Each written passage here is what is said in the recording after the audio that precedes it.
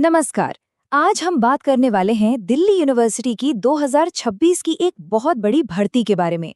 तो अगर कोई अकादमिक करियर में आगे बढ़ना चाहता है तो ये विश्लेषण उनके लिए ही है। हम इसमें हर जरूरी जानकारी को कवर करेंगे ताकि कोई भी मौका हाथ से न जाए। तो चलिए सीधे सबसे जरूरी नंबर से शुरू करते हैं 91। जी हाँ, Delhi university 91 permanent teaching posts पर भर्ती करने जा रही है। ये अकादमिक जगत में एक बहुत बहुत बड़ा मौका है, खासकर उनके लिए जो अपने करियर में एक स्थायी जगह चाहते हैं। तो आज हम किन किन बातों पर गौर करेंगे। पहले तो दिल्ली यूनिवर्सिटी की इस बड़ी भर्ती की खास बातें क्या हैं, फिर कौन इसके लिए सही उम्मीदवार हो सकता है, वेतन और बाकी फायदे क्या क्या मिलेंगे, आवेदन कैसे करना है इसका पूरा गाइड, और आखिर में सिलेक्शन का पूरा प्रोसेस कैसे काम करेगा। तो चलिए सबसे पहले इसकी बड़ी पिक्चर को समझते हैं। तो जैसा कि यहाँ साफ साफ दिख रहा है, ये भर्ती दिल्ली यूनिवर्सिटी की है और पद कौन कौन से हैं? प्रोफेसर, एसोसिएट प्रोफेसर और असिस्टेंट प्रोफेसर। कुल मिलाकर 91 वैकेंसीज हैं और सबसे बड़ी बात, ये सभी पद परमानेंट हैं।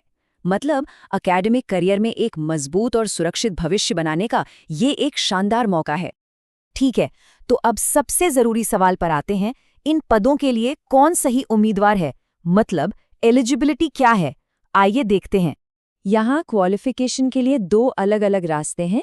एक तरफ है असिस्टेंट प्रोफेसर, जिनके लिए कम से कम 55% मार्क्स के साथ मास्टर्स डिग्री होनी चाहिए। साथ ही नेट यानी नेशनल एलिजिबिलिटी टेस्ट क्लियर होना चाहिए या फिर उनके पास पीएचडी की डिग्री हो। दूसरी तरफ जो सीनियर पद हैं, जैसे एसोसिएट प्रोफेसर और प्रोफेसर, उनके लिए पीएचडी तो ज़रूरी है ही, पर साथ में अच्छा खासा टीचिंग या रिसर्च का अनुभव और पब्लिकेशंस भी होने चाहिए। और दो बातें जो सभी पदों के लिए कॉमन है। पहली, इन पदों के लिए कोई अपर एज लिमिट नहीं है, और दूसरी, उम्मीदवार का भारतीय नागरिक होना ज़रूरी है। एज लिमिट न होना खास तौर पर उन अनुभवी शिक्षाविदों के लिए भी दरवाजे खोल देता है जो शायद करियर बदलने का सोच रहे हों। अब आते हैं उस बात पर जो किसी भी जॉब के लिए एक बड़ा मोटिवेशन होती है, सैलरी। तो चलिए जरा इसके पे स्केल और बाकी फायदों को भी देख लेते हैं।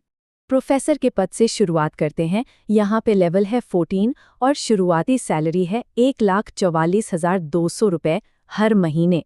ये अकादमिक दुनिया में सबसे अच्छे पे स्केल्स में से एक माना जाता है। इसके बाद आता है एसोसिएट प्रोफेसर का पद। यहाँ पे लेवल 13A है और शुरुआती सैलरी है 1,31,400 रुपये प्रति महीना। और असिस्टेंट प्रोफेसर के लिए पे लेवल 10 पर एंट्री सैलरी लगभग 57,700 रुपये से शुरू होती है। एक बात ध्यान में रखनी चाहिए कि ये सिर्फ बेसिक पे है। ये सब 7वें वेतन आयोग के हिसाब से है और इसके ऊपर डीए, एचआरए जैसे कई और अलाउंस भी जुड़ते हैं। अच्छा, अब बात करते हैं एप्लीकेशन फीस की। ये हर कैटेगरी के लिए अलग अलग है। जैसे कि जनरल या अनरिजर्व्ड कैटेगरी के लिए फीस है 2,000 रुपीज़। वहीं ओबीसी, ईडब्ल्यूएस और महिला उम्मीदवारों के लिए ये 1,500 रुपये है। एससी/एसटी के लिए 1,000 और पीडब्ल्यूडी कैंडिडेट्स के लिए सिर्फ 500 रुपये है। तो अगर कोई इंटरेस्टेड है और एलिजिबल भी है तो सवाल उठता है कि अप्लाई कैसे करना है, क्या है पूरा प्रोसेस। सबसे पहले तो जरूरी तारीखों पर ध्यान देना होगा। एप्लीकेशन विंडो 17 मार्च 2026 को खुलेगी और 6 अप्रैल 2026 को बंद हो जाएगी। इसका मतलब साफ है, तैयारी करने और अप्लाई करने के लिए ज्यादा समय नहीं है, तो वक्त का खास ख्याल रखना होगा। अप्लाई करने का पूरा प्रोसेस ऑनलाइन है और ये 4 आसान स्टेप्स में बटा हुआ है। स्टेप 1, डीयू के रिक्रूटमेंट पोर्टल rec.uod.ac.in पर जाना है। स्टेप 2, वहां एक बार रजिस्ट्रेशन करके अपनी लॉगिन डिटेल्स बना लेनी है। स्टेप 3, फिर लॉगिन करके एप्लीकेशन फॉर्म में अपनी सारी पर्सनल और एकेडमिक जानकारी ध्यान से भरनी है। और आखिरी स्टेप, फीस ऑनलाइन पे करनी है, फॉर्म सबमिट करना है और हाँ, कंफर्मेशन पेज का प्रिंट लेना मत भूलिएगा। चलिए अब इस पजल के आखिरी हिस्से को भी जोड़ते हैं। फॉर्म सबमिट करने के बाद क्या होगा, सिलेक्शन कैसे होगा? तो सिलेक्शन प्रोसेस में कई स्टेज हैं। सबसे पहले तो होगी स्क्रीनिंग, मतलब एकेडमिक और रिसर्च रिकॉर्ड के आधार पर एप्लीकेशंस को छांटा जाएगा। इसके बाद जो प्रोफेसर और एसोसिएट प्रोफेसर के लिए शॉर्टलिस्ट होंगे, उन्हें एक सेमिनार या प्रेजेंटेशन देना पड़ सकता है। और फिर आता है सबसे ज़रूरी और फाइनल स्टेप, पर्सनल इंटरव्यू।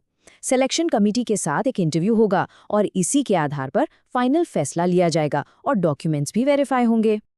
तो डेडलाइन अब ज़्यादा दूर नहीं है। और सवाल यही है कि क्या इन 91 पोजीशंस में से एक किसी योग्य उम्मीदवार का इंतजार कर रही है?